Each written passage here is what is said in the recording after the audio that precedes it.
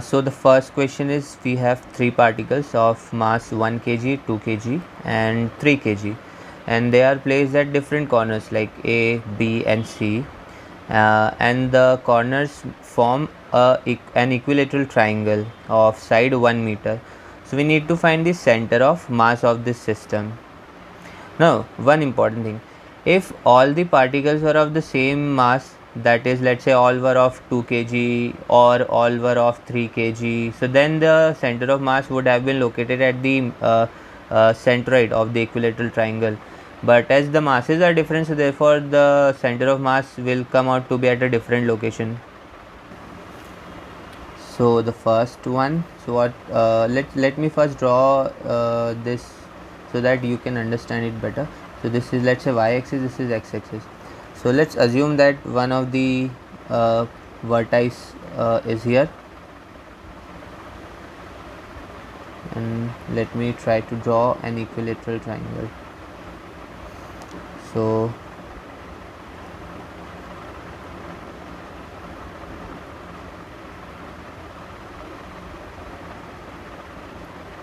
let's say, yeah, so let's say this is our origin. So this is A, this is B, this is C. So let's say this is 0, 0. So we know that the length is 1. Okay, so this will be 1, 0, and again this is 1 and this is also 1. So this point will be, this is 1 by 2. Okay, this is half. So x is 1 by 2, and what about the y height? So using the Pythagoras theorem you can find this height. You will find that this height will be root 3 by 2. So the y parameter is root 3 by 2. This is 1 by 2. Okay, so we have the coordinates of all the 3 points. So now let's try to do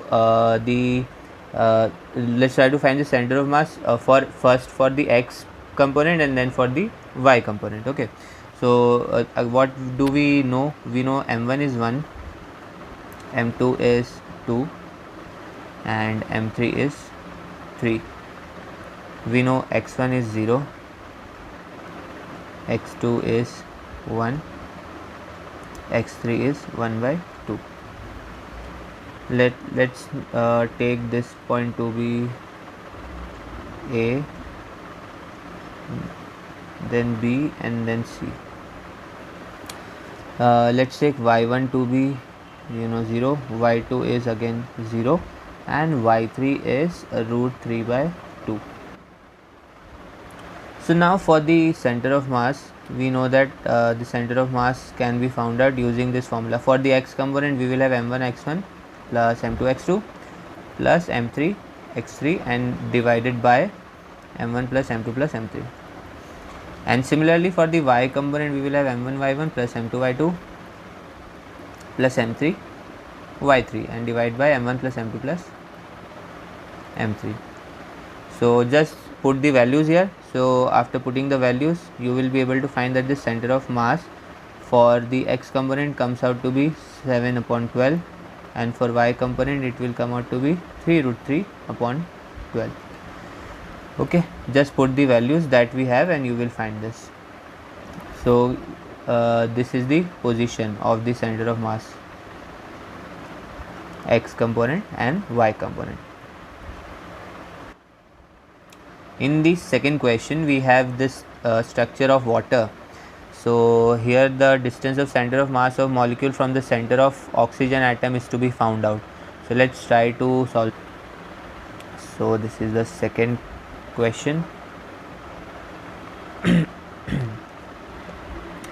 So first of all, let me try to draw the situation. The situation is that here is 1. So one hydrogen is here, one hydrogen is here. Let's say this is m2, this is m1, and let's say oxygen is here somewhere, m3. Okay, So it is something like this.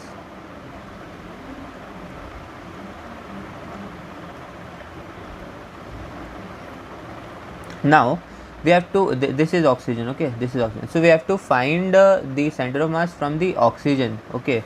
So oxygen will be our origin.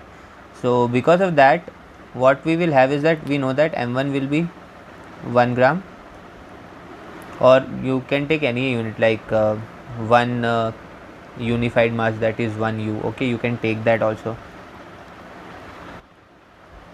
I am taking 1 mole mass, okay. So m1 and m2 are hydrogen, so 1 gram. Then m3 is oxygen, so let's take it 16 gram. Again, if you want to take it in unified mass, that is u, you can take it also, so no problem with that. So let me write u, okay, no problem, you will have the same answer.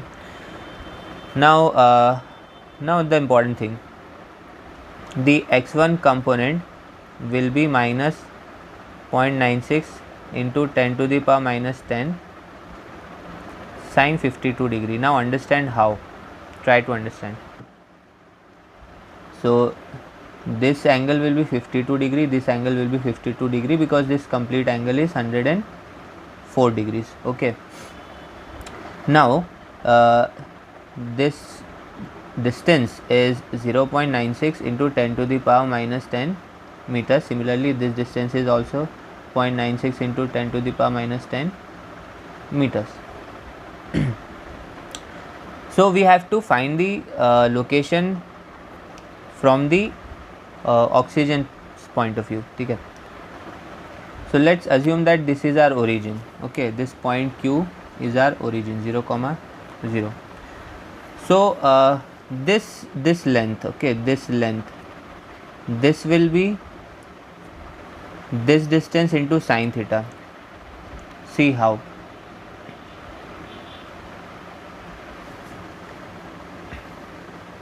If this is 52 degree, this means this is 52 degree, okay. So you can ignore this part for now. So we know that this will be, let's say this is, let's say r, so this will be r cos 52 degree and this will be r sine 52 degree. So because of that, this will be cos sine component, and similarly this will be also a sine component, but the signs will be different, because in this case it is in this direction and in the second case it is in this direction, okay. So x2 will be positive 0.96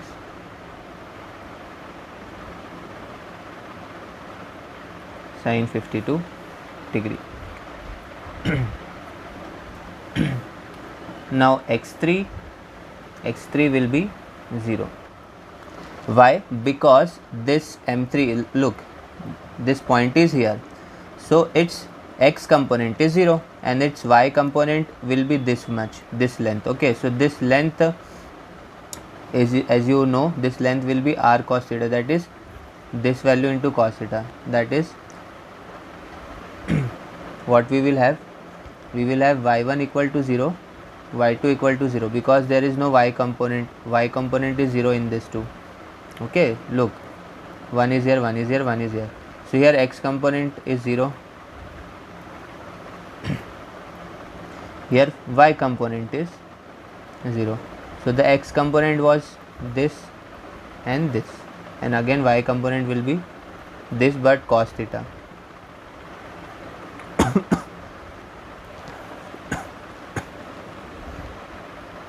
So y3 will be 0.96 into 10 to the minus 10 into cos 52 degree. So now again, using the same formula, we can find the center of mass.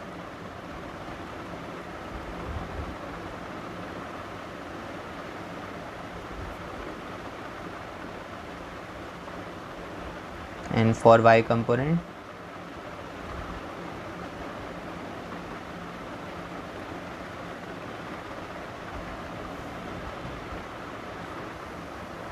so once you put all the values, you will find that the coordinates come out to be 0, 8/9, 0.96 into 10 to the power minus 10 cos 52 degree. The x component will be 0.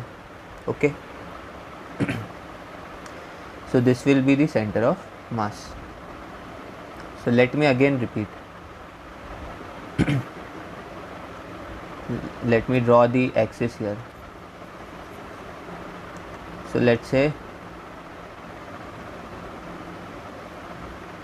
this is x-axis, this is y-axis. Now one particle is here, one particle is here, one particle is here. So here the y component is 0, here the x component is 0. Now as this distance is 0.96 into 10 to the power minus 10, so this will be let me call this a so that I can easily write. So let's say this is a, so this will be a sine 52 degree, as this is 52 degree, and this distance will be a cos 52 degree. So because of that y will be a cos 52 degree, and this will be minus a sin 52, and this will be plus a sin 52 degree, because this is positive side, this is negative side. In the third question we have 7 homogeneous bricks and length is capital L. Now each brick is displaced with respect to 1 in contact by L by 10. So we need to find the x coordinate of the center of mass relative to the origin. So from the origin we are shifting all the bricks a little bit. So the third one. So let's again try to draw the graph. This is the origin. Now few bricks are, the initial brick is like this, and there is some slight shift in the consecutive bricks.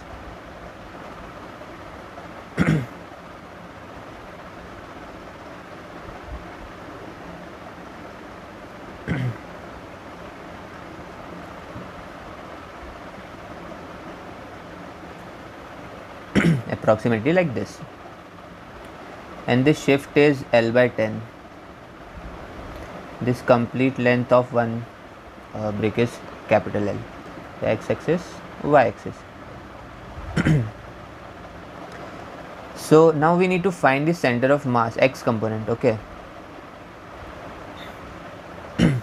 So the center of mass x component will be, so notice each brick is displaced by L by 2, okay, L by 10. So this is our center point, so this is L by 2. So for the first brick m1 x1, so the location is, we will take the center, okay, we will take the center. This is a complete brick, so which part should we take from the origin? So from the origin we take the center part always, okay, the center part from the origin. So therefore the location of the brick is L by 2. This brick is at location L by 2. Now the second brick is shifted by L by 10, so it will be L by 2 plus L by 10, so plus m, so L by 2 plus L by 10, and again we will continue L by 2, now plus L by 10 plus L by 10 plus m, L by 2 plus L by 10 plus L by 10 plus L by 10, 3, okay, 3 times. Now this one, this is this part. Now again the shift is in this direction, so what is the location for this one?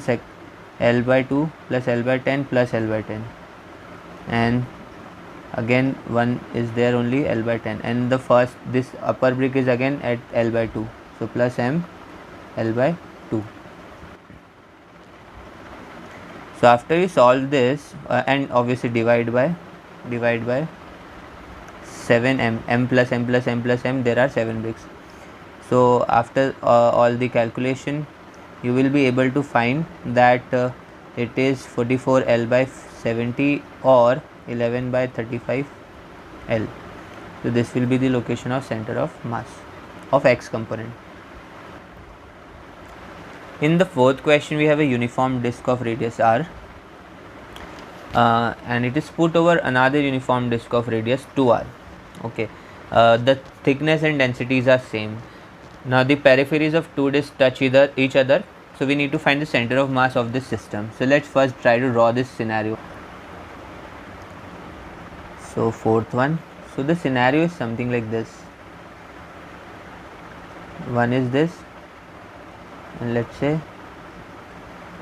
one is approximately like this. Let's say this is the center. So this radius, this is r, and this is 2r. Okay, so let's say this is the origin, so 0 comma 0, so this will be r comma 0. Its mass is m2, its mass is m1. Now the m1 object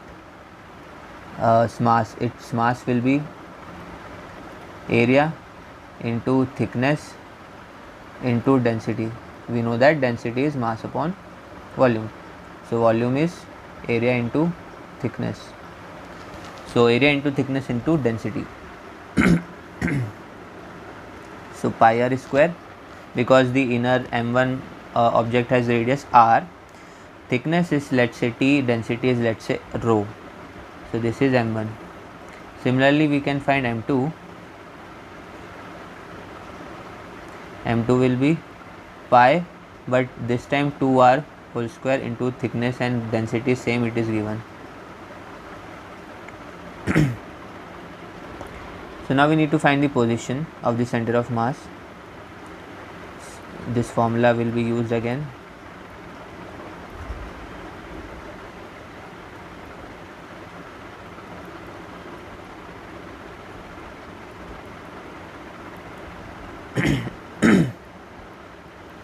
So x1 is r and x2 is 0, y1 is 0 and y2 is also 0. Look here, 0 comma 0 and r comma 0. Again, for this complete object, the center will be considered at the center of the object. Center of mass will be at the center.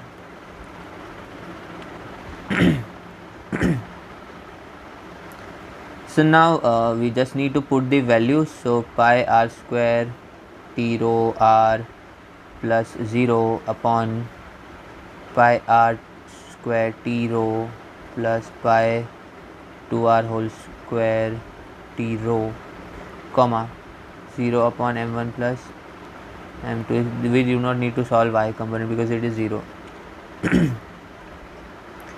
So after solving this you will get r by 5 comma 0. So this is the location of center of mass. X component is r by 2 and y component is 0. Now in question number 5, we have a disk of radius r and it is cut out from a larger disk of radius 2r in such a way that edge of hole touches the edge of the disk. So we need to find the center of mass of the residual disk. Okay, so we are this is different from the previous question. We are cutting it out, we are cutting something out. Okay, so fifth one. So let's again draw this diagram.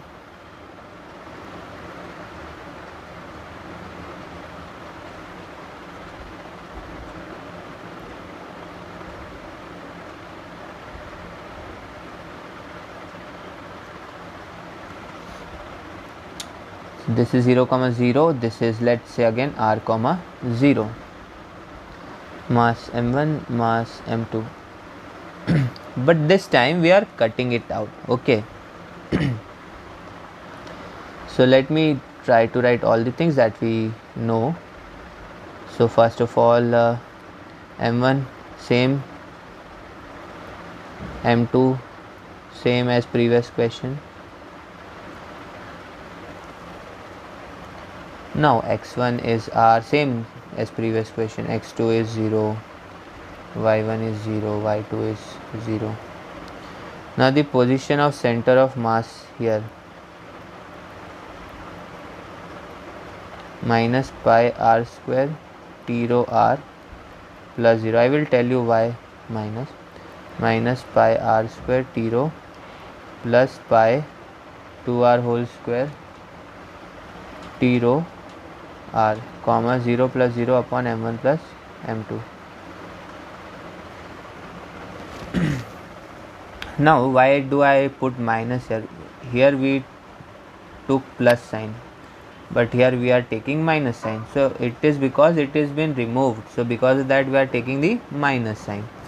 So the center of mass component, after solving all this, you will find that it is minus r by 3 comma 0.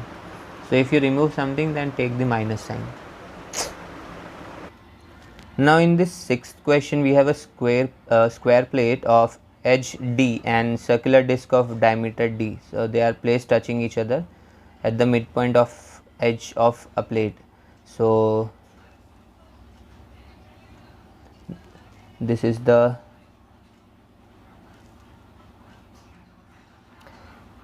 let me draw the given diagram for sixth one. So the diagram that is given is something like this. Rectangular box, a circle is there.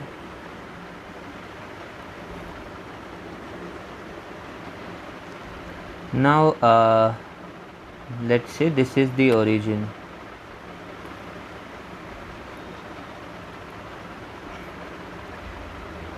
This will be 0 comma 0. Now this is d by 2, half of diameter, and this is again half of diameter, it is given. So this will have the location d comma 0. The mass is m1 and the mass here is also m1, so we can take same mass m. Okay, but yeah, this is this mass, let's take this m2. Now the components of center of mass of this is known and this is also known, so we need to find the center of mass of this points. So how can we find that? So let's write the given things. So first of all, m1, again using the same trick. So first let's say that m is the mass per unit area. Okay, per unit area, this is the mass. So the for example, for the square, the total mass will be area into total area into mass per unit area. Okay, and for a circle, again total area, that is pi r square. So for pi r square we will use d by 2, so pi d square by 4 into m, area into mass per unit area. So this will give us the total mass. Now the location, x1 is d, x2 is 0, y1 is 0, y2 is also 0. So y components are 0. So center of mass d square md plus pi d square by 4 into m into 0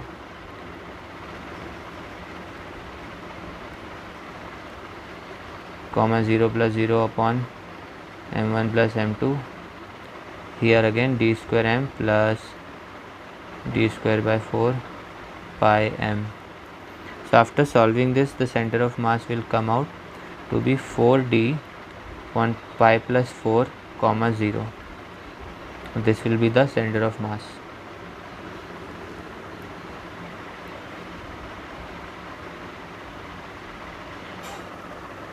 Now let us try to solve the seventh question. We have the different situations in which we need to find the velocity of center of mass of the system of particles shown. So there are so many particles, we need to find the velocity of the center of mass particles. So let me first try to draw what is given. So what do we have? We have this,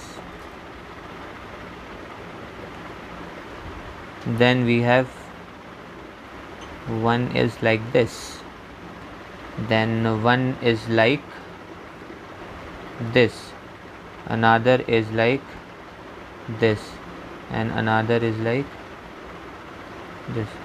So this is 37 degree, this is 37 degree, this the velocity is 4.4 meter per second, mass is 1.2 kg, mass is 1.5 kg, this is 37 degree, this is moving with 1.5 meter per second, mass is 1 kg, the mass is 0.5 kg, moving with 3 meter per second, mass is 1 kg, moving with 2 meter per second. So don't get confused by seeing this diagram. What they have done is that they have given us the angle according to x and y axis. So this is x and this is y axis. So one of the particle is moving like this at 37 degree, one is moving like this, one is moving like this, one is moving like this, and one is moving like this. So this is given to us. So now let's try to solve this. So what do we have? We have m1, m2, m3, m4 and m5. We have the masses. So the masses that are given to us: 1 kg, 1.2 kg, 1.5 kg, 0.5 kg and 1 kg. Now velocities v1, v2, v3, v4, this is also given.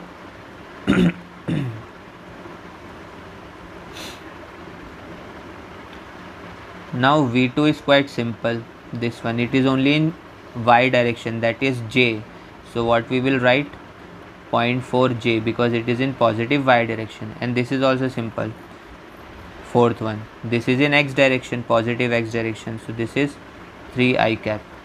Now what about the others? So first v1 is 1.5 cos 37 degree I cap minus 1.55 sin 37 degree j cap. If you put the values of sin 37 and cos 37, you will find 1.2 I cap minus 0.9 j cap.